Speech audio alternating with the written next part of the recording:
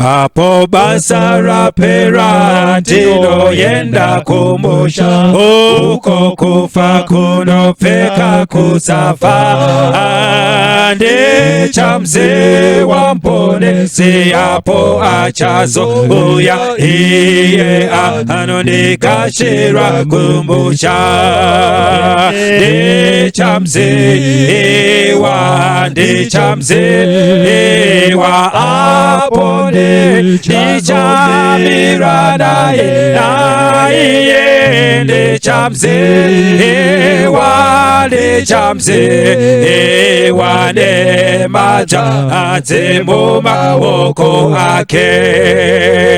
Ndichazofara kwazvo kuona uso wake nekupenya kwemaziso akewo. Moyo wangu kumukudza nerudo rwemutsa, anondigadzirira musha kumusoro.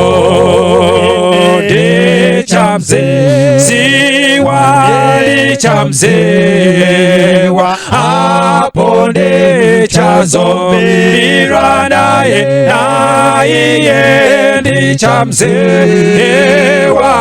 ndichamzewa nemajazi mumaoko ake. Ndinotondera avo vadikanwi vakafa, kuti ngerufo tapatsana navo. Apo Jesu auya navo tichasangana, asi ndichatanga kuona Jesu. Ndichamzewa apo ndichamira naye ndichamzewa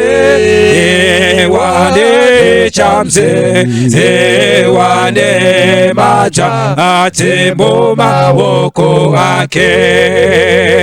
Achanditungamira kupinda mazambara, apo tisingazowi neurombo. Ndichaimba newese rwiyo rwekufara, asi ndichatanga kuona Jesu.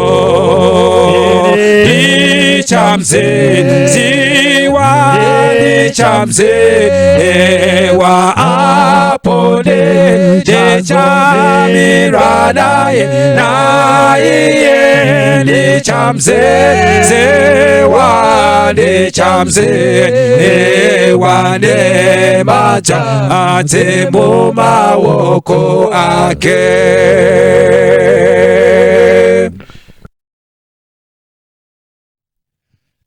Tenziko zowarini mbosa temasvika, moyo yedu yaneta nekumumirira. Yowarini yongowa enopenya kwazo, kupenya kwembiri nekuonekwa kwenyu, kuzowarini tenzi mbubu nekumusha, matononoka tenzi vamwe watokera. Watende wenyu wazara neziwi wachoma wakamira murufaro rwenyu, mutsanye wakarara chemani wamuke. Eranga wa tenzi aswedera mwenje yenyu ifute zvewono zvisongwe wese wakadzirira kumuona tenzi.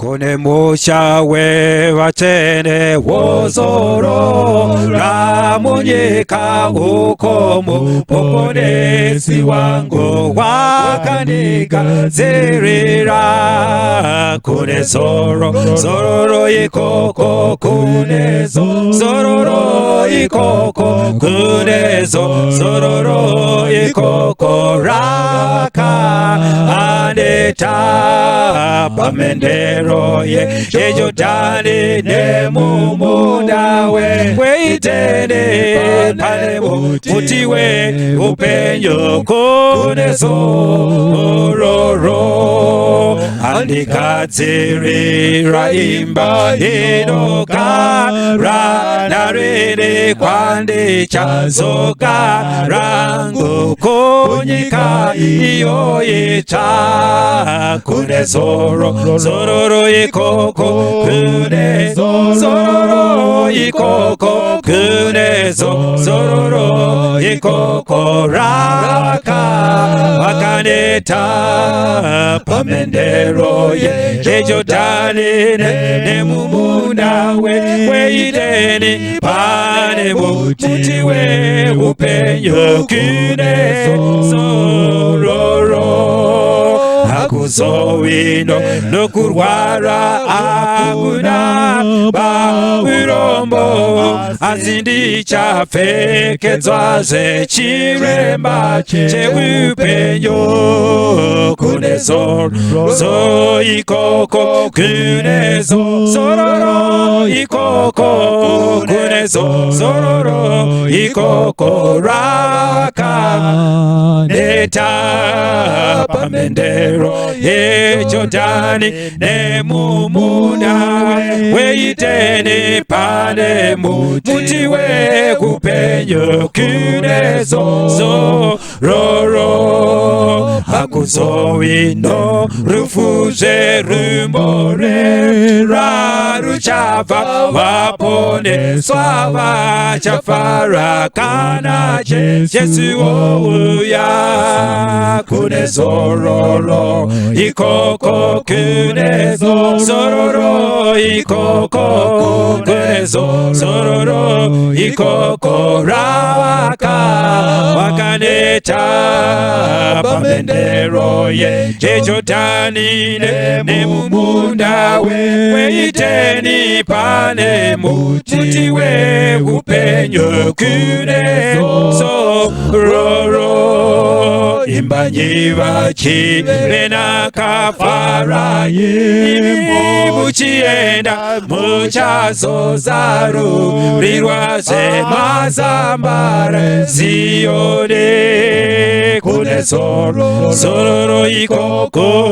kune zororo ikoko kune zororo ikoko raka aneta pamendero ye Jordani nemumunda weiteni pane Kuti upenyu kune zororo.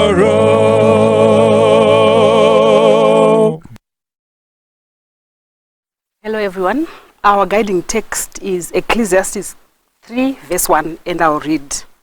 To everything there is a season, and a time to every purpose under the heaven, a time to be born and a time to die, a time to plant and a time to pluck up that which is planted, a time to kill and a time to heal, a time to break down and a time to build up.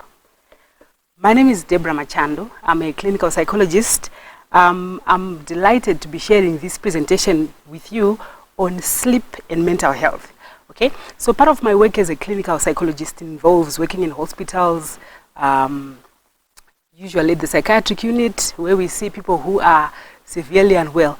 but generally my work involves helping people resolve emotional, behavioral and psychological problems so that they can live their lives to the fullest. Okay, so this morning I received a nasty message from my daughter. Let me read it to you. So it was a WhatsApp message that she forwarded to me, and it reads, aging is when you walk 5 kilometers to work, and when you get there you realize that you've left your office keys. Okay, so it continues. You left your office keys, you put your heavy bag on the office door, wofamba kudzokera ku car park, you are climbing down the stairs, usvika ku car park, and when you get to the car park you realize, oh, I forgot the keys for the car in the office, by the office door, in the bag. So you walk back, go up the stairs again, you this time decide, ndakutenda nebag racho handiduzonoti ndakanganwa chimwe chinhu futi. So you grab the bag, you walk back down the stairs, back to the car park. Uchisvika pa car park, you put your hand inside the bag, you fish out keys. Suppose dzirikufanira dziri car keys, and you realize, I had the office keys there in that bag all along. I'm quite sure a lot of people have gone through these experiences, and I'm mad because why is my daughter sending these messages to me about aging, you know? I'm quite sure there are a number of people who've gone through this. How many of you have to spend, to live out 5 to 10 minutes, dzekuti umbotsvaga either maki yekubasa kana kuti maki yemotikari kana kuti phone? I've always, have to live out some time, ndotanga kutsvaga phone yangu, and then someone in the house has to phone my phone so that I get it. Or have you ever wished that my keys dayaita kuti kana achishaika afonereke, you know?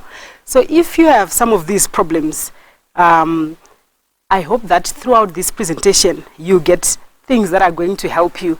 I remember one serious case of a lady who says she forgot she was looking for her glasses.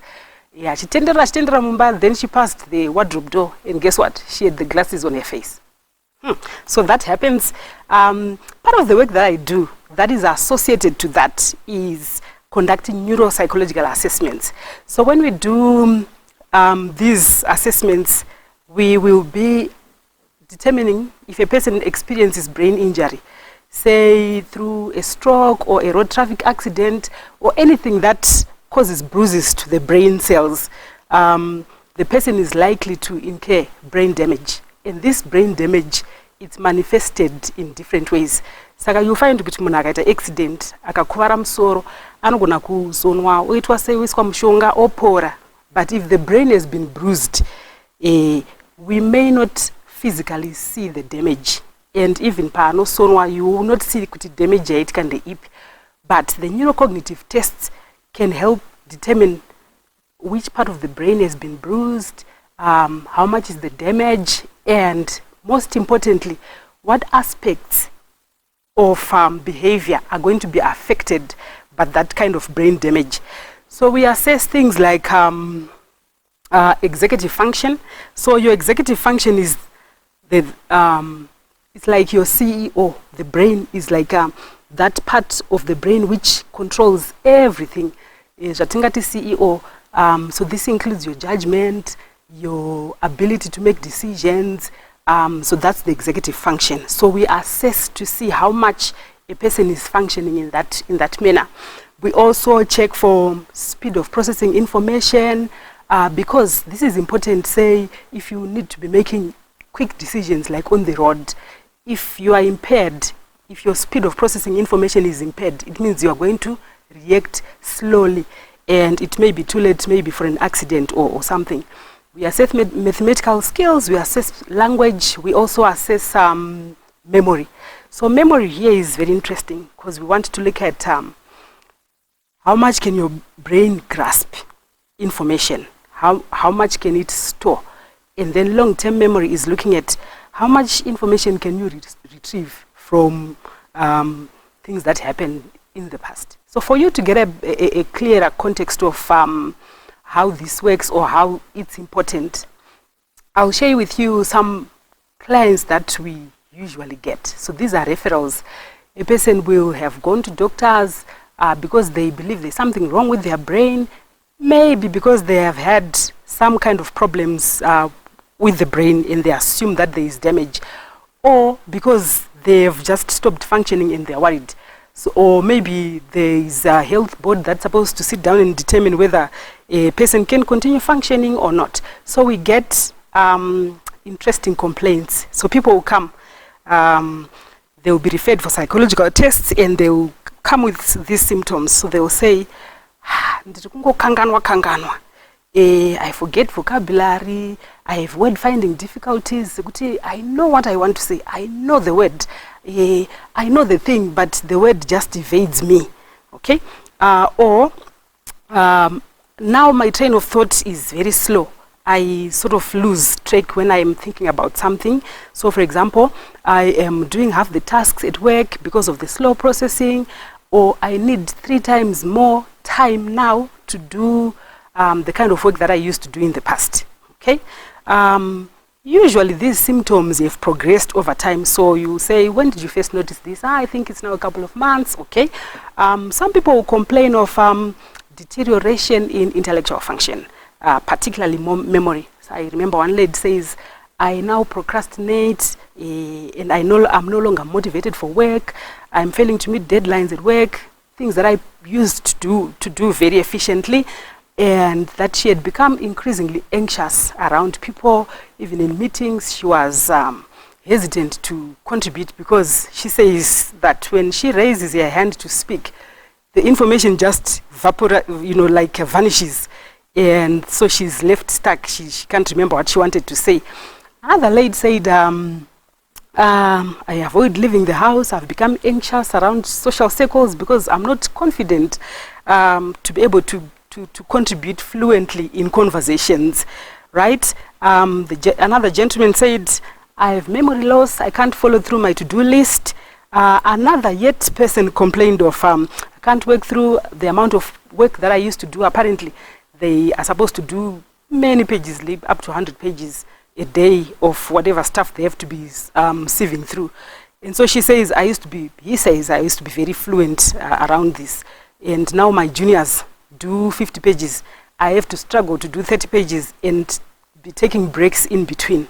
So we clearly see that there is a problem in how these people are functioning. So when we conduct the tests, the people will perform poorly, right? But what is surprising is that, remember I said these tests are able to detect which part of the brain is damaged. So the tests will indicate that there is no brain damage, but the people will be performing poorly. So when we give feedback, it's often confusing, and you find that people sometimes get a little bit more anxious when we tell them your brain is healthy, there is no indication of brain damage, but the brain is not functioning well.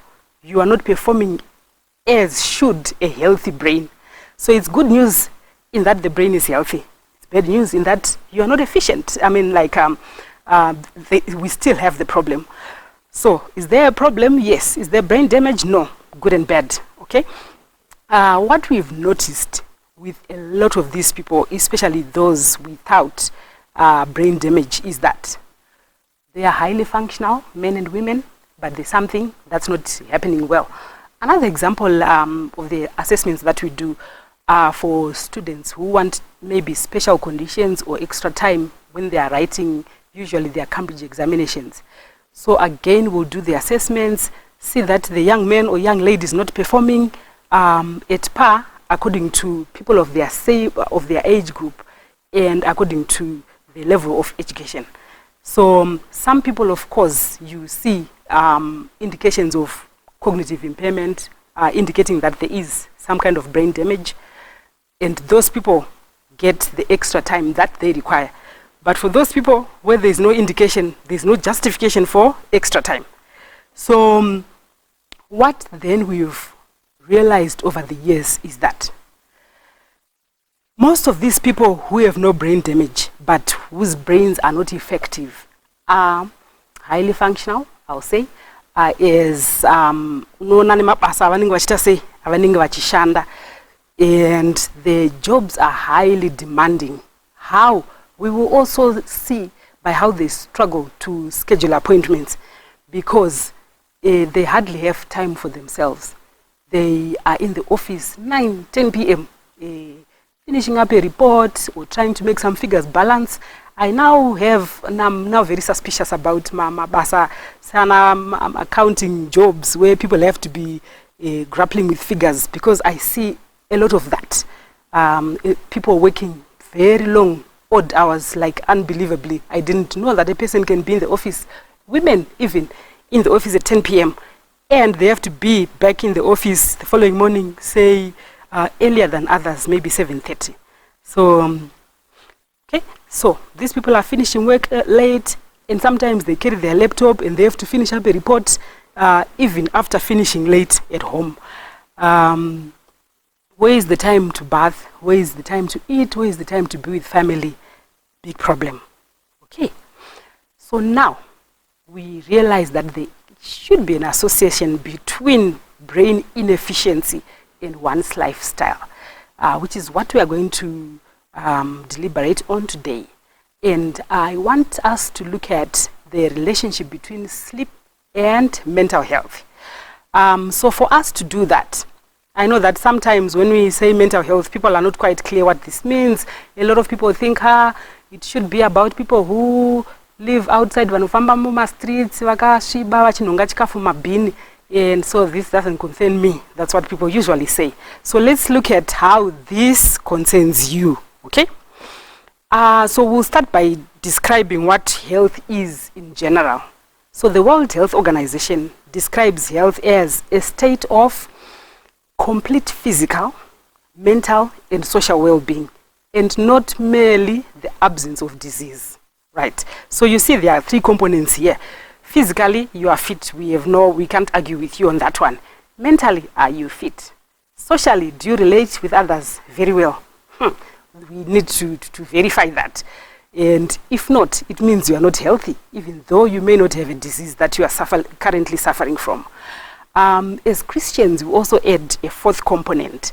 So your healthy person should be in a complete state of physical, mental, social, and spiritual well-being. That means you are in sync with your beliefs. You are doing what you know you should be doing. Because if you don't, it brings about what we call cognitive dissonance, where you know you are supposed to be doing what you are doing, what you are supposed to do, but you are not doing it. Again, that brings about some kind of an unhealthy state. So let's move on to what mental health is in particular. And if we are to use the WHO definition of the different components of health, we then can see that there is no health without mental health. Okay, so this mental health, what is it? So mental health, again, World Health Organization defines it as it's more than the absence of mental disorders. In other words, you don't have to be depressed. You don't have to suffer from anxiety for us to say to you, you are not mentally okay. But for a person to be mentally healthy, a healthy mind, a person with a healthy mind should be able to do the following things: to think clearly, to solve problems in life, to enjoy good relationships with others, to adapt and cope with normal stresses of life. So if you are not able to cope with normal stresses and you end up maybe withdrawing, not wanting to talk to people, or even deciding to take your own life, it means emotionally you are not healthy. A healthy person with a healthy mind should be able to make meaningful contributions in life. I realize that a lot of people who abuse substances, for example, they claim to be well, but if you ask them, some of them are being taken care of by their parents. They are old, maybe they are in their 30s, their 40s, no children, no job, no relationship, no meaningful contribution to the community. That means you are not being productive, okay? So, as we listen to this presentation, there is one thing that I'm going to ask each one of you to do. Think about yourself, because one of the things with mental health is, for a person to have good insight about their situation. So pay attention to the things that we are talking about so that you see things that relate to you and how you can improve yourself to live a fuller life. But more so, we would like you to be able to pay attention to the family members. So this could be your family members as in the people that you are related to, or it could be your circle of friends, or it could be your church family or work family.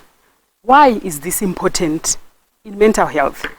You know, when you break a leg, it's easy for you to call for help.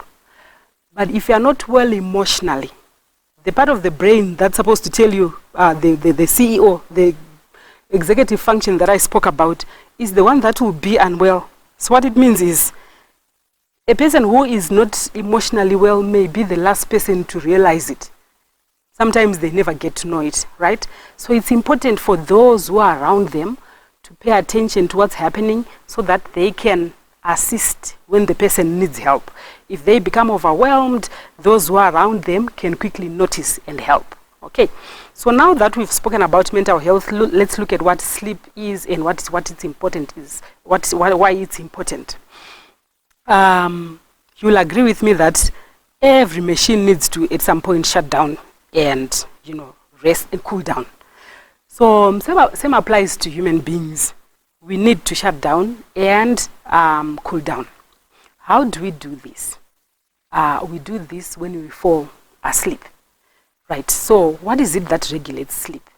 So sleep is like it's regulated by what we call the circadian rhythm. So this is like an internal clock inside every human being in the brain. So this clock will tell you when to shut down and sleep and when to wake up. How does it work?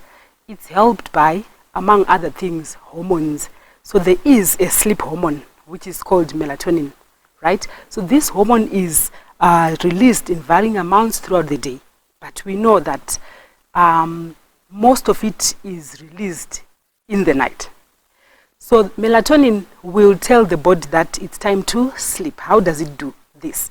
It works using the daylight and night. When it's night, melatonin will be secreted, more of it, so that the body shuts down to sleep. Now I want you to think about what was happening in the past. Before, what time do you think people used to go to sleep? Even now, in some rural areas where it's still very remote and there's no artificial light, what time do you think these people go to sleep? Most likely maybe around 7, 8-ish, okay? And these people don't need clocks to look at clocks to say now it's time to get up. They will get up anyway when it becomes dawn. Why? They don't need alarms. Why? Because they sleep throughout and the cycle of sleep is completed successfully. So the sleep goes away, right? Unfortunately, a lot of disturbances have happened now. Oh, by the way, melatonin, as I said, is released because of the darkness. It reminds me of there were some street lights. I think along Churchill Road. I don't know if they are still working, but I remember those ones. There are some street lights in town that would respond to light and darkness. So they would light up at the end of the day. When it becomes dark, they would switch on. And then when it becomes dawn and the day breaks, they switch off. I noticed something about these lights. When it's dark, say it gets dark, but it's not yet night. Say maybe there's a heavy rain, heavy clouds, which are very dark. The lights will switch on because they get confused. They think, okay, now it's nighttime, and they switch on, right? So this is what's been happening as well with our circadian rhythm. There is lots of lights inside the house, lights on the streets, lights everywhere, lights on our gadgets, so that our circadian rhythm is confused. Melatonin may not be released in enough quantities because of the light, because we sometimes are never in a dark place for melatonin to know that now it's it's evening and the body should shut down. Okay, why is it important to sleep anyway? Let's look at some of the things that are that make sleep crucial, that we need to think about. So sleep is essential for physical restoration. You will notice kuti kana wakaneta kazhinji kachona unotorara even usiri usiku. It means sleep is important for you to rest. So when you work throughout the day and evening comes, you are supposed to then lie back and rest. And when you wake up in the morning, you feel energized, you feel ready to take up your day-to-day duties. Okay? So physical restoration, that's one. Sleep is essential for emotional restoration. When you are ruffled and you sleep over it, the following day, even if you wanted to go and see that person and iron it out with him, you wake up a little cool, a little more relaxed. So sleep is important for restoring your emotions. I'm quite sure you've heard people saying, let me sleep over this. Yes, because when you wake up, something happens overnight. Sleep is also important for efficient brain functioning, right? What does this mean? When you go to sleep, as you spend the day and you are bombarded with lots of information, when you go to sleep, the brain starts filing that information. So you want to imagine your brain as some kind of cabinet with folders, right? So it will integrate already known information in the folders with new information, filing it to where it's supposed to go. It's very fascinating. There have been a lot of studies that are done to see how the brain functions, and there's evidence that the brain files information like that. And if a person is deprived of sleep the following day, they will not be able to remember as much compared to a person who will have slept normally. Okay, so the brain integrates known information with what is already known. We realize kuti kune mama industry akatoona importance of sleep.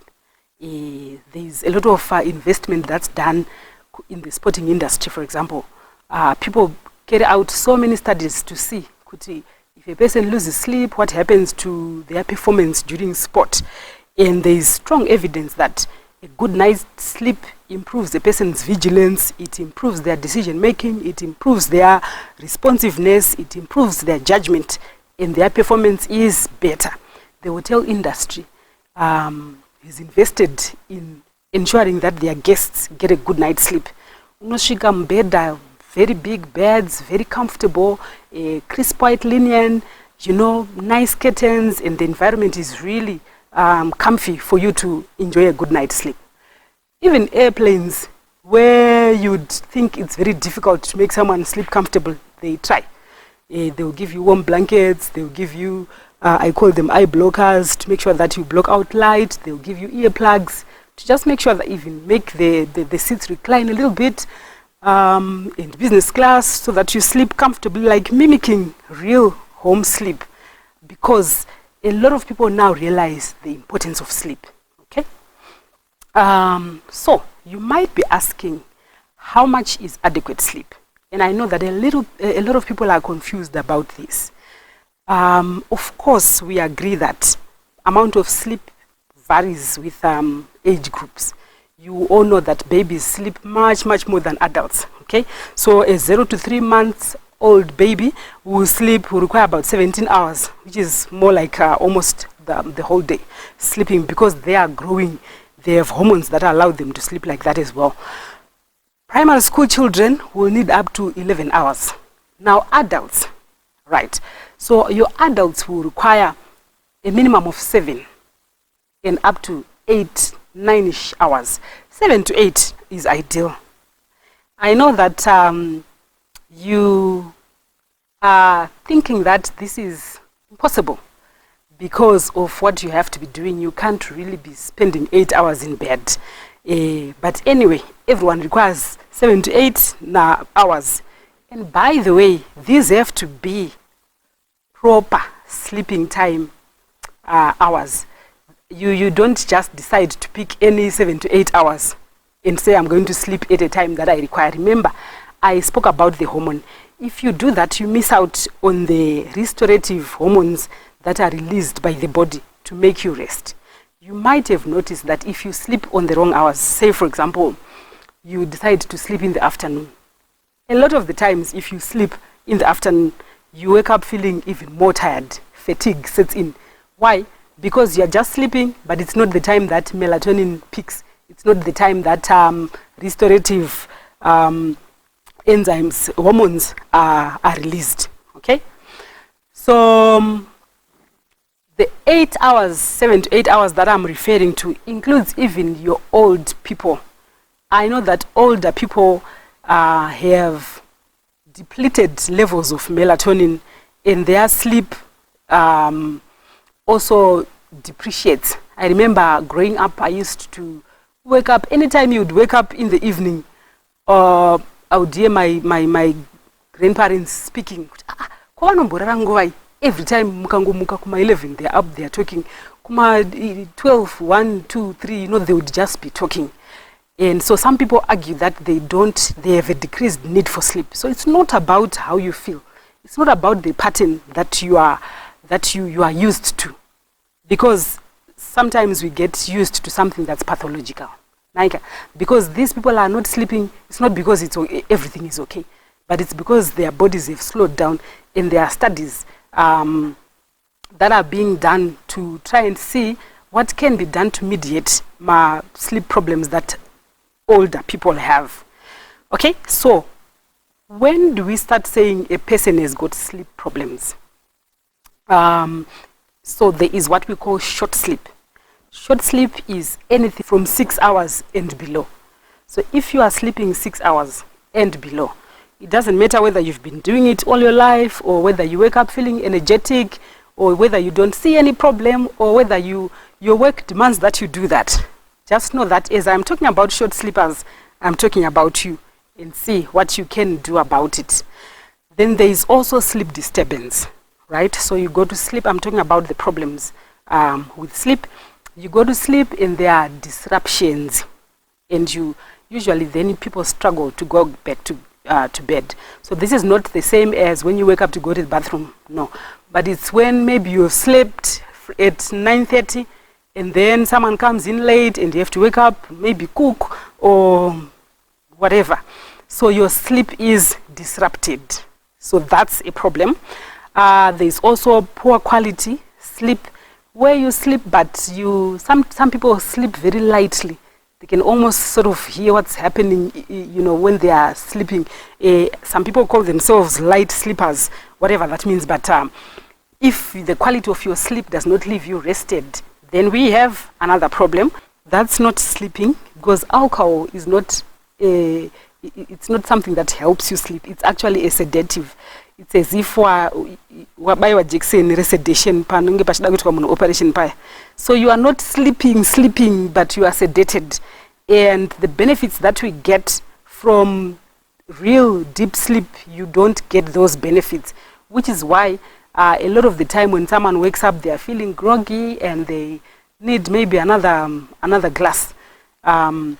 It's because they did not rest, right? A lot of people suffer from another kind of sleep, which is called disturbance in the circadian rhythm. So sleeping in the wrong times of the day. And then we've got a common sleep disorder, which is called insomnia. And there are different kinds of insomnia. There are some people who struggle to go to bed, which is called onset insomnia or early insomnia. There are some people who struggle they go to sleep. Maybe you sleep at 9:30, 10, 11, 12:30, you're up, and you struggle to then go to bed. That's called late insomnia. So all these are the different kinds of sleep problems. And I want to include nursing mothers there.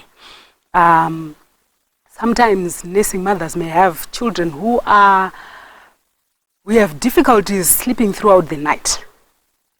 You want to make sure that you help your baby to sleep in the appropriate times, because that will have a negative impact on you.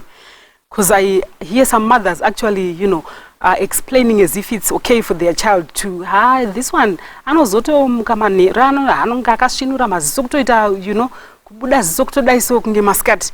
but maskata anorara flat out. You need to start regulating your baby's circadian rhythm even when they are young, because while it upsets their system, it also has a negative impact on you. And then family members also need to be there for the nursing mother, so that she's not the only one who's up and about with a crying baby in the middle of the night. Maybe share the responsibilities so that each person gets good amount of sleep. Okay. So 7 to 8 hours, who can afford that? Unfortunately, the world has taught us to embrace some practices that are not good for our health. I'm quite sure you know a lot of things that are highly advertised which are toxic to the body. So you need to make your wise choices. So for example, motivational speakers make you feel that when you sleep you lose. Or sometimes you feel that waking late is justified, or that you have to do a night shift, so what can you do? And we also note that a lot of entertainment is in the evening. So your parties, your gigs, movies, all these are done in the night. There are some restaurants which even close the whole day and open at 7 p.m. or later. I even hear some clients saying, I was watching this series and I slept at around 3 in the morning. So series, or surfing the internet, or just being on social media. You see last seen 0037. So someone was up, or last seen 2 a.m., last seen 3 a.m. So all these are habits that are not healthy for the body, especially if you do this regularly. Okay? There are some people who even boast, Nina, I'm a night owl. You may have been used to that, or some students who they say that I'm burning the midnight candle. Okay? I am also not advocating for people to sleep endlessly. Some people have argued and said, we can't sleep that much because the Bible, Ecclesiastes, Proverbs 6 verse 9 says, how long will you sleep, O you sluggard? Right? When will you rise out of your sleep? Yet a little sleep, a little slumber, a little folding of hands to sleep, and poverty will creep upon you like a bandit. If you pay attention to this verse, when it says, how long will you continue sleeping, right? Will you rouse from your sleep? It means there is a time for rousing from sleeping. And I suspect this verse would be speaking to our adolescents, or even adults, or even children who will be in bed when the sun has risen up already. 8, 9, 10, 11, someone is in bed, either sleeping, deep sleep, or they are on their phone, or whatever gadgets, right? So yes, poverty will creep upon you like a bandit if you are sleeping all the wrong hours. Okay, let's look at the short-term symptoms of sleep. I find that jet lag gives you a very good example of what happens when you don't sleep well. So jet lag is a sleep problem that people usually get when they cross time zones. Because your circadian rhythm, your internal clock is confused. When you leave, say you leave this place at maybe in the evening, and then you get to a different time zone. So like right now in America, they are 6 hours behind us. So if you left this place, it's and then you get there, it means you'll be 6 hours behind. And if it was supposed to be time for you to be sleeping, there it will be broad daylight. So your internal clock gets confused. So all the restoration that's supposed to be done, the physical, the emotional restoration, does not happen. And we see jet lag immediately. When people cross time zones, they get inflammation, so they'll have swollen legs, and they become irritable, they have headaches. Some people even have gastrointestinal problems, so you might have a stomach ache, or your stomach might run. Some people might even get some little confusion because the restoration that's supposed to have happened does not happen. Again, we see evidence of problems of sleep in road traffic accidents with your long-distance truck drivers. Have you noticed that a lot of the fatal accidents that happen in the wee hours of the morning? It's because the body is crying foul. I should be sleeping, but I'm not sleeping. So the body has lost concentration. The mind loses concentration. And accidents, judgment errors, decision making is bound to be sluggish. So those are your immediate problems. So you might actually present at the doctors with swollen legs, swollen feet, red eyes, headaches, and yet what you just need to correct is your sleeping pattern. What are some of the long-term effects of not sleeping well? So this is interesting, not in a positive manner, like really concerning. We mentioned, we saw earlier that people's thinking, functioning is affected. There is a lot of studies that show that poor sleep is associated with cognitive impairment. So you might simply call it cognitive diminished brain power. So imagine that you are trying to thrive either in your business, or you are trying to excel in your business or in your work, your role at work, or you are a student working hard to pass exams. But guess what? If you don't sleep properly, you are actually diminishing your brain power. In fact, there were studies that were done. 2 groups taken, some deprived of sleep, some sleeping enough hours, your 7 to 8 hours. And then they were tested, given to see their learning abilities. So it can be anything like learn this number of words. Guess what? The group that did not sleep enough hours were 40% less in their performance, even though all other things were equal. So sometimes I'm reminded of this song.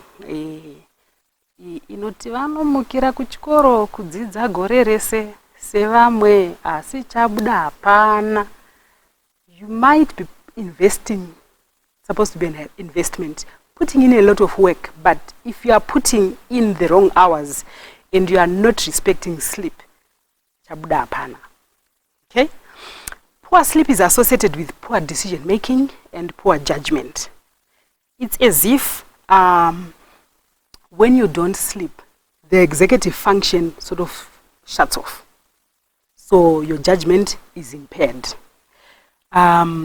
So, because remember we said we need sleep for us to encode information. We need sleep for us to store the information.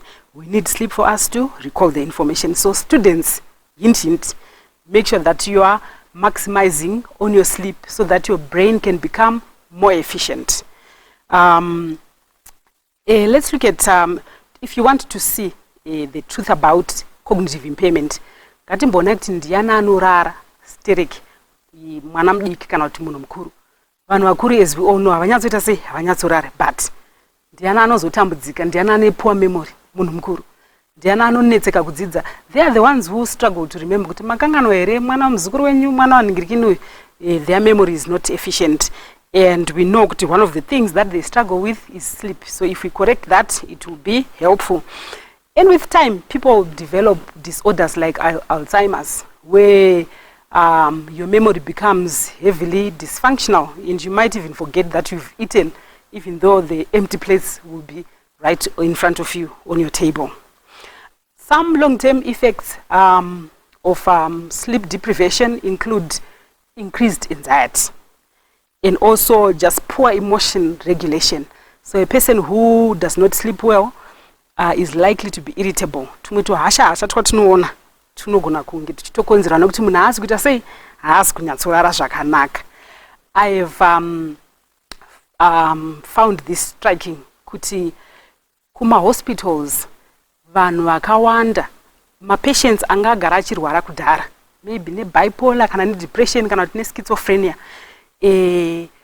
pavanorelapsa kakawanda kacho vanorelapsa vachibva from an overnight event.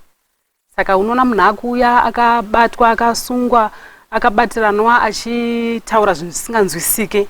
When you ask kuti ko zvakatanga rini, usually it's tanga tiri kumasowe or tanga tiri all night or it's a student who is faced with final year exams, ave kutraya kudi kupedza mazuva akasvinura achida kuti adzidze, right? And guess what? There is no single psychiatric condition, there is no single mental health disorder that is normal sleep. So all psychiatric conditions, all mental health disorders, think of depression, think of bipolar, think of ADHD, all these have got symptoms achona include that disturbed sleep. So what we are now seeing is it's like an egg and hen, kuti tichinotanga. So sleep can predispose a person to mental health conditions. Sleep can trigger a mental health condition. Sleep can cause a relapse. Kune munhu angagara aine mental health issues kudhara, okay? And at the same time, sleep is a symptom of mental health conditions. It can actually be a diagnostic too, okay? Other long-term effects include how sleep interferes with general health. There have been lots of studies, like one study by Oxford University where 70,000 people were compared. So they compared those who sleep 7 to 8 hours and those who sleep for 6 hours or less. And they found that there is a very strong association between inadequate sleep and chronic illnesses. Chronic conditions such as diabetes mellitus, hypertension, cardiovascular disease, or coronary heart disease. I found this very interesting, useful for usually mostly women who struggle with weight, but it's for everyone. Did you know that if you are trying to lose weight but you don't sleep adequately, you might be wasting your time? Why? Because there are hormones in the body that trigger appetite. So there is a hormone called leptin. So release of leptin makes you leptin is the one that makes you feel satisfied with food. Unonzwa kuti waita se waguta. Saka when leptin is released, kana waguta, then your appetite goes. But there's a hormone called ghrelin. This one actually triggers appetite. So studies were done several weeks where people were allowed to sleep and others were deprived of sleep. And then they were later tested to see how they were doing. Guess what? The group that was deprived of sleep, hormones they become confused. And there is excess production of ghrelin, the one that gives you more appetite. So these people tended to eat more, those who didn't sleep enough, and their executive function as well, their decision making was sluggish. Poor decision making. They would choose the unhealthy food, sweet, fried, whereas the other group actually chose your healthy fruits and vegetables. And at the end of the weeks, the people who were sleeping well had controlled weight, but those other ones had increased weight because of the appetite. So sleep affects your appetite, and it's highly associated with obesity. This is also relevant for children. And so your children, usually they are lying on the couch or on the sofa, there is a lot of inactivity, and because they are up a long time, it means their window for eating is also long. Do you see? So inactivity, lots of eating, poor sleeping habits, obesity sets in. So you know what to do if you want to lose weight. The last and gruesome impact of lack of sleep is that compared with normal sleep, short sleep shows a statistically significant increase in mortality. There is an increase in the possibility of dying because of poor sleeping. I guess because of the chronic conditions that we spoke about. Shift work has been linked to obesity, heart attack, a higher rate of early death, and even slowed brain power. I think aita say anzwa. And you might be asking yourself now, so what do we do about sleep? We may not be able to go back to the past to control ourselves, but surely there are a lot of things that we can do to make sure that we help ourselves sleep well. So I'll share with you what we call sleep hygiene, okay? So that you can do something to improve your sleep. Number one, step back and see what it is that's causing you to not sleep well.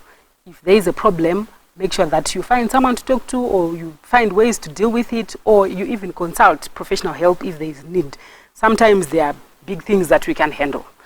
Then you need to pay attention to your sleeping environment.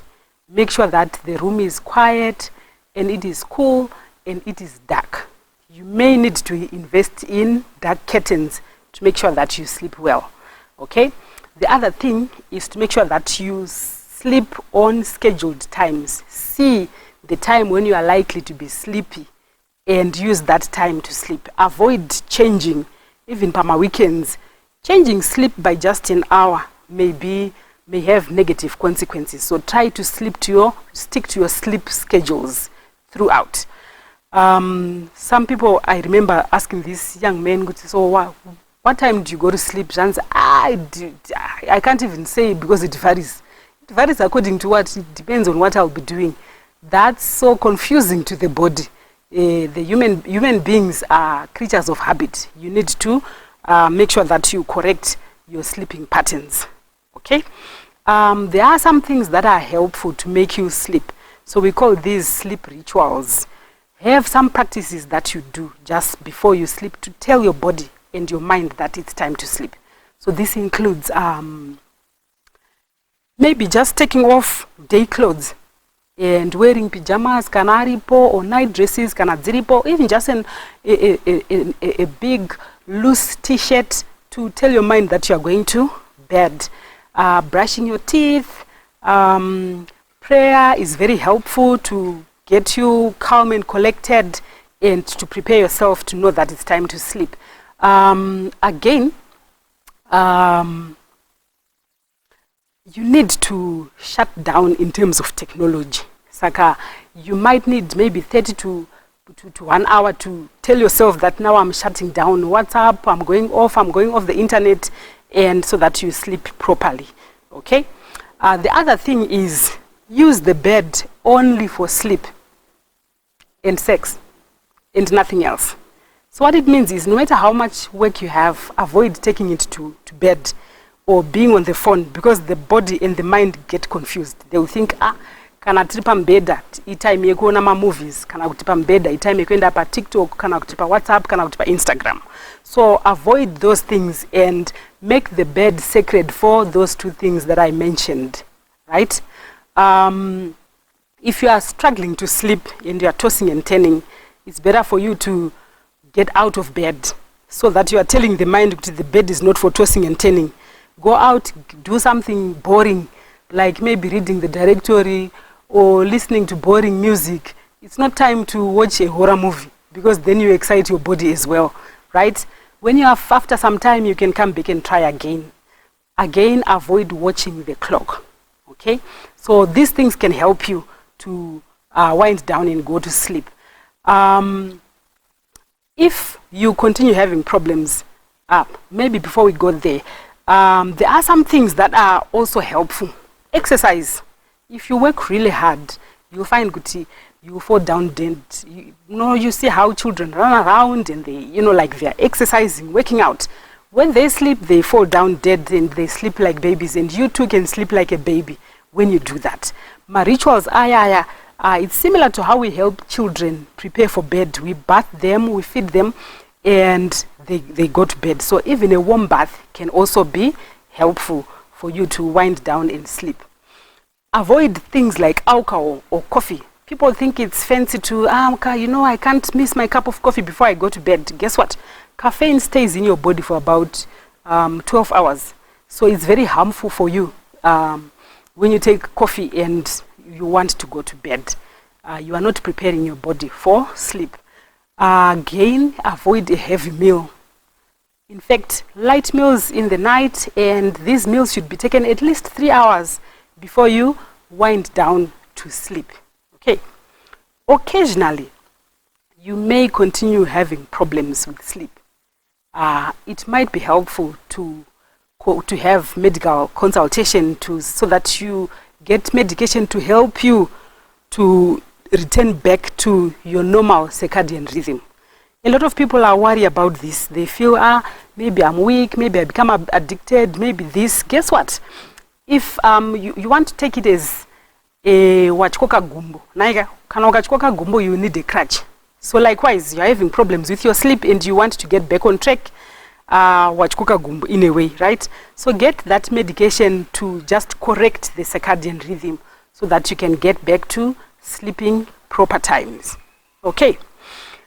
So much about sleep. I know that we may not be able to go back to rewind and correct where we've erred, but definitely we can start now to make a resolution today to start correcting our habits and be in charge of our future. Enjoy the rest of your time and stay safe. We will close this session with a prayer. Our kind and loving Father, we want to thank you so much for your many blessings. We thank you for the rhythms that you set in our lives. You've taught us that nature has got cycles. Nature is orderly. The sun rises up and sets at the same direction, same everything, and same 24 hours.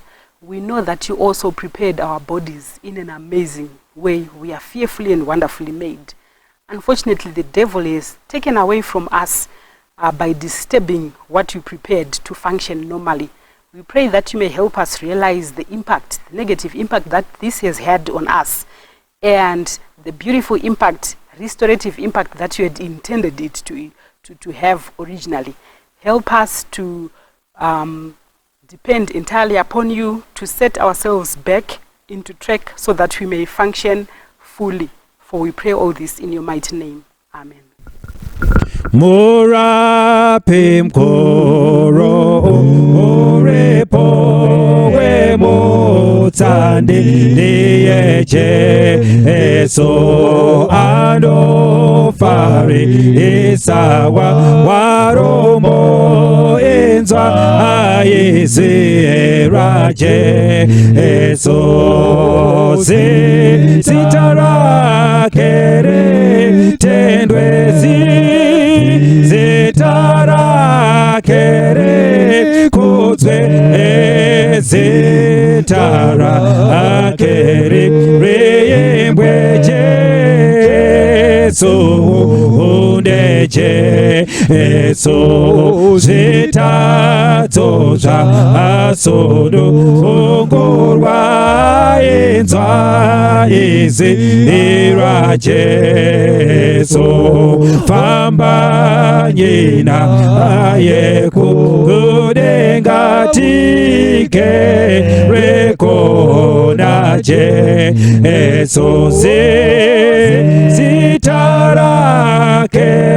litendwezi zitarakeri likuzwe zitarakeri yembwe Jesu uneje eso mire kunye enye ya nyamware deno dino dawira eso deno dino disazita ayerera muponesi eso